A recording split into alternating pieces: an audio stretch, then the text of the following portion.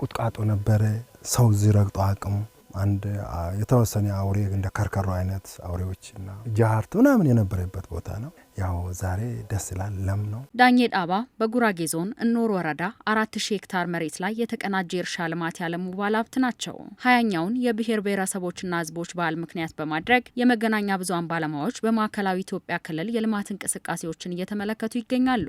በጉራጌ ዞን በግብርና ኢንቨስትመንት ላይ የተጀመረው ምልከታም የዚሁ አካል ሲሆን ዳኜ ዳባ በክልሉ ያለውን ጸጋ በመጠቀም በጉራጌ ዞን እኖር ወረዳ የተቀናጀ እርሻ ልማት ላይ ተሰማርተዋል። ባለሀብቱ በግብርናው ዘርፍ በአካባቢው መዋለ ንዋያቸውን ያፈሰሱ ሲሆን ከ2 ዓመት በፊት ቦታቸውን ሲቀበሉ እጅግ አስቸጋሪ እንደነበር ያስታውሳሉ። አሁን ላይ የተገኘው ውጤት በከፍተኛ ትጋት የተገኘ እንደሆነ ጠቁመው ኢትዮጵያ ያላትን ጸጋ በመረዳት ልማትን በማረጋገጥ በምግብ ራስን መቻል እንደሚገባ ያነሳሉ። ኢትዮጵያ ሀብት እንዳላት ነዳጅ እንዳለን ወርቅ እንዳለን ውሃችን አሁን ለኛ ነዳጃችን ነው። አፈራችን ደግሞ ለኛ ወርቅ ነው። ይሄ ሁለቱን አገናኝተን ዛሬ ይሄን ስታይ በጣም የሚያስደስት ነው።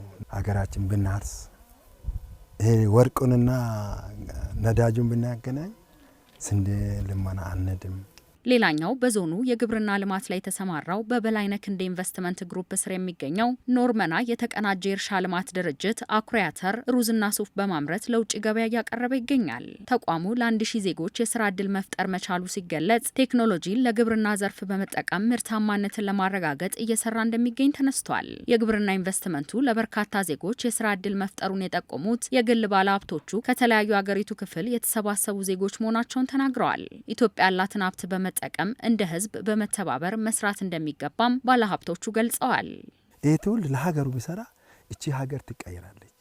በመንደር በጎጥ ከምንከፋፈል አንድ ብንሆን ትልቅ ስራ መስራት የምንችል ነን። ትውልዱ ቢሰራ ከትውልድ ውጭ ደግሞ እነዚህን አካባቢ ላይ የተለያዩ ከምንፈጥር ብንሰራ ተነጋግረ ተዛምተን ብንሰራ ኢትዮጵያ ሌላ ዓለም ኢትዮጵያ ናት። እንደ አጠቃላይ አሁን እኛ ወደ እርሻ ዘርፍ በላይነህ ክንዴ እርሻ ዘርፍ በተለያየ ክልሎች እንግዲህ ቅድም እንዳልኩት ወደ 8 እርሻዎች አሉን። ወደ 26500 ሄክታር መሬት አለን ብለናል። ይህንን ስናደርግ ምንድነው ለኛ ብቻ ሳይሆን ማህበረሰቡንም የመጥቀም ስራ ነው የምንሰራው። ስለዚህ እዚህ ስንገባ ብዙ ቴክኖሎጂዎችን ይዘን እንገባለን። ለምሳሌ በዚህ አመት ባለፈው አመታት ከነበሩ ዝርያዎች የተለዩ ዝርያዎችን ይዘን ገብተናል። ለምሳሌ አኩሪ አተርን ስንወስድ ካሁን በፊት የነበረን ፓዌ 2 ነው የነበረው። በዚህ አመት ደግሞ ጊሻማን አፍጋት የሚባሉ የአኩሪ አተር ዝርያዎችን አመጣናል። እነዚህ ደግሞ ከሌላው በምርታማነታቸው በቁመታቸው ለኮምባይነር ምቹ በመሆናቸው እነዚህን የተመረጡ ዝርያዎች አሁን በዚህ አመት ይዘን ገብተናል። ቴክኖሎጂ ሽግግር እናደርጋለን ማለት ነው። ከኛ ያሉ ቴክኖሎጂዎች ወደ አርሶ አደሩ እናደርሳለን። ከዛ ባሻገር ለአርሶ አደሮቹ ለአካባቢ ላሉ አርሶ አደሮቹ ሰፋ ያለ መሬት አርሰን በነፃ በራሳችን ትራክተር ወጣቶቹ እንዲሰማሩ አድርገናል። ከዛ ባሻገር ከ700 እስከ 1000 የሚሆን ሰራተኛ በዚህ በእርሻችን ውስጥ በአሁኑ ሰዓት እየሰራ ይገኛል። በጉራጌ ዞን ከሚተገበሩ 344 የኢንቨስትመንት ፕሮጀክቶች 155ቱ በግብርናው ዘርፍ ላይ ያተኮሩ መሆናቸውም ተመላክቷል። ይህ የምግብ ዋስትናን ለማረጋገጥ ብሎም ለውጭ ገበያ ምርትን በማቅረብ የውጭ ምንዛሪን በማሳደግ ትልቅ ሚና እየተጫወተ ይገኛልም ተብሏል።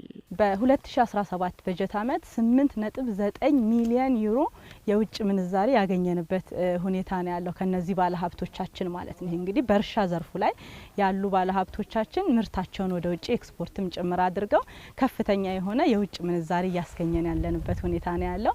በሩብ አመቱ በዚህ በ2018 ሩብ አመት 2.9 ሚሊዮን ዩሮ ገቢ አስገኝተናል። ከመላው ኢትዮጵያ የመጡ ዜጎች እዚህ አካባቢ ላይ የስራ እድል ይፈጠርላቸዋል። እንደ አጋጣሚም ሆኖ ገፍታችሁ ኢንተርቪው ብታደርጉ ትንሿ ኢትዮጵያ እዚህ ውስጥ ማግኘት ትችላላችሁ። እዚህኛው ማሳ ላይ ብቻም ሳይሆን በሌሎችም ፕሮጀክቶቻችን ላይ ስብጥሩ ከተለያዩ ብሔር ብሔረሰቦችም ጭምር የመጡ ኢትዮጵያውያን የስራ እድል ያገኙበት ሁኔታ ነው ያለው ማለት ነው።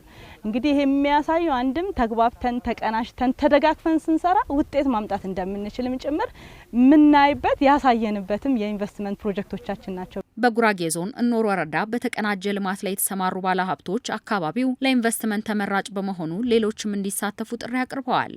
አካባቢው ህብረተሰቡ ሰላም ያለ አካባቢ ነው። እንግዲህ ተቀባዩ ነው በለሰ አካባቢ ነው። ለሚመጣ ኢንቨስተር እንግዲህ ይሄ አካባቢ ምቹ ነው በሁሉም መንገድ። በሰላም ውሃ አለ፣ ኢንቫይሮንመንቱ ጥሩ ነው። መሬቱ ደግሞ እንደምታዩት ነው።